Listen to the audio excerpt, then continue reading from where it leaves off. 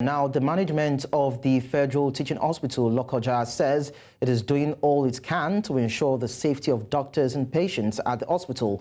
The authorities of the hospital made this known after a medical doctor revealed how a group of men stormed the hospital on Tuesday over the death of a patient and attacked workers. Sharing videos on his X handle, the doctor explained that the men, who were led by an unnamed political leader, demanded to see the doctors on duty on arrival at the hospital. Apparently, the hospital lost a patient and they came for the doctors. Among the people that came to destroy the hospital was a political leader. Joining me on the news to discuss this is the Kogi chairman of the Nigeria Medical Association, Dr. Bauku Olushola. Dr. Olushola, it's nice to have you around. Thank you so much for having me. Thank you so much. What is the association's stance on these incidents at the Federal Teaching Hospital in Lokoja, and what measures have been taken into consideration to ensure the safety and well-being of the healthcare workers? Well, thank you so much. For us doctors, when we lose patients, it's always a sad moment for us. So first, I want to offer our deepest and sincere condolences to the family of the deceased, and I want to pray that God gives the deceased eternal rest. That being said, I also want to state categorically, contrary to what is actually going on in the media space, that Federal Teaching Hospital Lokoja is a constellation of world-class doctors. That hospital has produced doctors that has gone ahead to become the best in the whole of West Africa. It's what the hospital does every year that they go for exams. And so it is very, very evil for anybody to go out there and condemn the doctors or condemn their actions.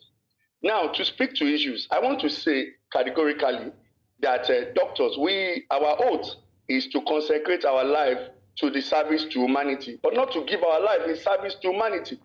And so therefore, if you come to the hospital and you feel that the way you are being treated or managed, you are not satisfied, then the next thing to do is to seek redress appropriately in line with the Constitution of the Federal Republic of Nigeria. There is no justification for jungle justice in the country. This is not a lawless nation. We are not in Banana Republic.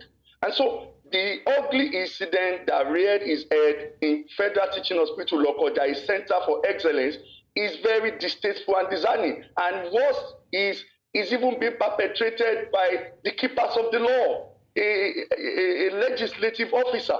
And that is what is heartbreaking about the event.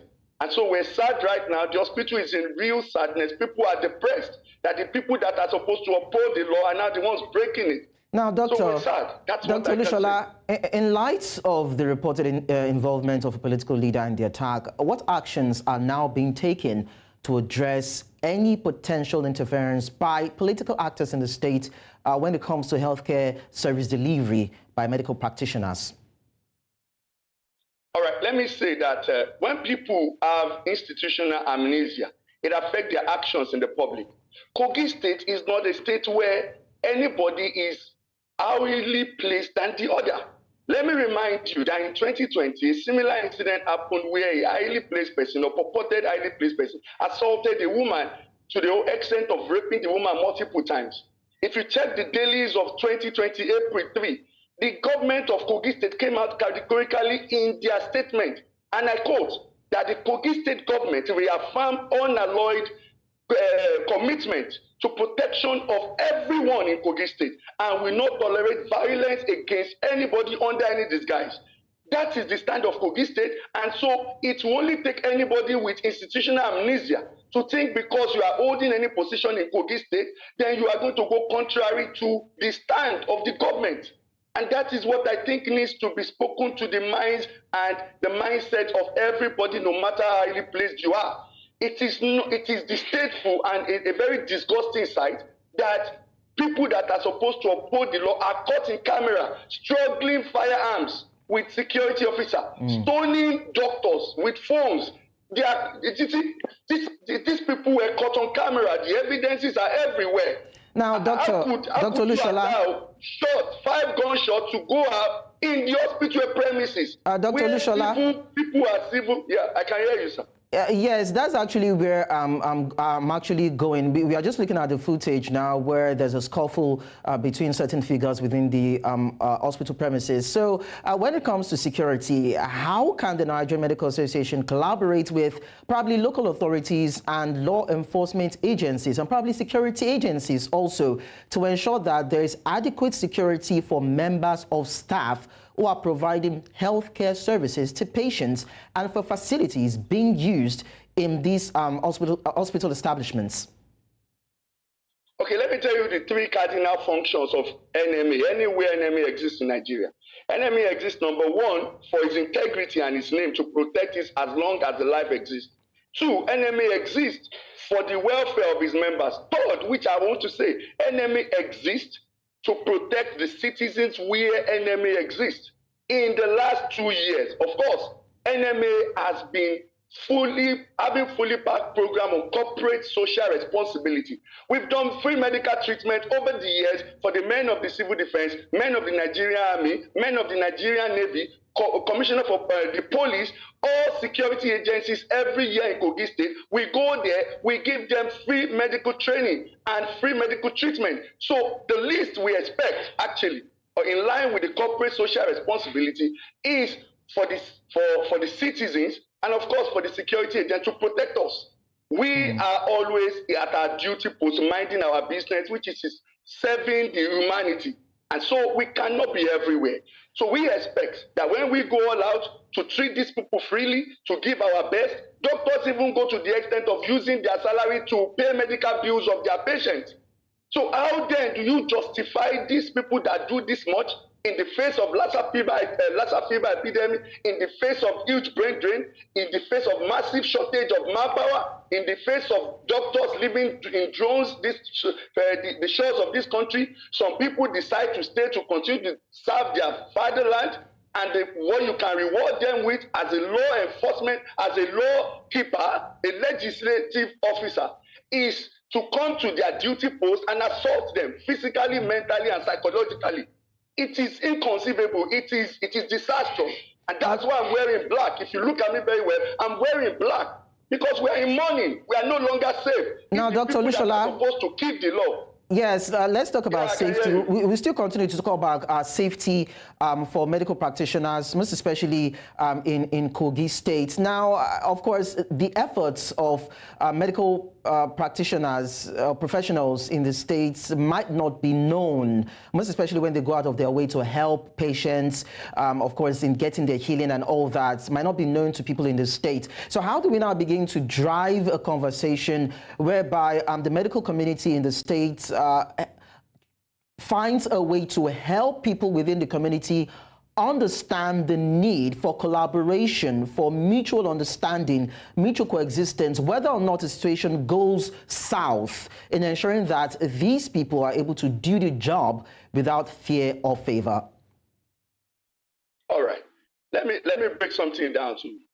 A few months ago, some of our men were in Kararo. We saw over 3,000 citizens of Kogi State. We let them know that you are not to pay any cover for this treatment we're giving you. But what we are doing is that we're showing you love and passion. And so you should do the same in protecting us. So on our own, we are engaging in free medical outreaches. We are engaging in public enlightenment programs. Even when they find their way into the hospital premises, we educate them. But you see, the much we can do is what we are doing because we don't even have the time. We are all locked up in our offices from 7 in the morning, sometimes till the following day, and the job continues because that is our call. That is what we know how to do best. And that was why when the reportage was out, the person did not say doctors were not found at their duty post. The only thing was that doctors that were found at their duty post were to be killed. That is the problem. They've never told you they didn't find us at our duty post. So the best we can do is, out of the little time we have, we still go all out to educate the public, to treat them freely. We reach out to the security, we reach out to traditional rulers, we do all that across all the 36 states with FCT. That's the best we can do. But we are relying on the law keepers, the legislative arm, the executive arm, the judiciary, the media, the security operatives, the pastors, the traditional rulers to help us do the job. When you go to church, pastors should be saddled with the responsibility of telling you, as far as you cannot bring a gun to the church and beat a pastor because he's praying for you and you have not conceived over the years, why should you go and kill a doctor because he's treating you and you didn't get well? As far as you cannot go to the army, the barrack, and start beating up a soldier because we're all essential workers, why should you come to the hospital and beat a doctor? As far as you cannot go to the police station and unleash mayhem on them because your purse was robbed, your house was robbed, why should you come here and say because you brought a patient with a GCS3 for crying out loud? Then you open fire everywhere. People were running helter-skelter. Patient on admission became worse. The situation became chaotic. And if you look at the building right behind you, that is our admin building where you can report anything you are not comfortable with. The Federal Teaching Hospital has a system where you can complain. There's a complaint desk. That's the building there. You can go in there and make your report. You can file your report. The police station, police headquarters is just 2 minutes drive from the hospital. You can go there and file your report. There are channels of communication. But when you turn yourself into the avenger and you begin to struggle guns with chief security officer, then bullets rain everywhere, people run helter-skelter. Our doctor had to scale fence. Then one has suffered blood chest trauma. I had to go and carry him myself to do a chest x-ray. This is heartbreaking. It's heartbreaking. And every blessed day, people post on your WhatsApp page of how they earn millions of naira outside the shores of this country, how they are living comfortably, how they are treated well with respect, how they are treated with regard overseas. But you are in your own country treated like an animal. Well, we understand. Let me give you this news. Yeah, Dr. Balku Olushola, we understand how trying and challenging this would be for of course, your workers within that health institution. I hope that something will be done drastically to put an end to issues like this. We understand how passionate you are also about the welfare and well-being of your staff, and we hope that something will be done in that regard. Thank you so much for sharing your thoughts with us. Please, sir, one last word, sir. Okay. We want to make a passionate appeal to the Inspector General of Police. We want to make a passionate appeal to the Commissioner of Police of this state. We want to appeal to the DGSSS that in Kogi State, there is no higher. All of us are equal. That is the stand of Kogi State government. And so perpetrators of this heinous act must be brought to book. Okay. One, it will serve as a deterrent. Two, it will boost the morale of workers to come back to work. Three, it will create a sanity in the environment, and we will all be happy. Thank you so much for having me. Dr. Balku Olushola, thank you so much for talking to us. Appreciate it.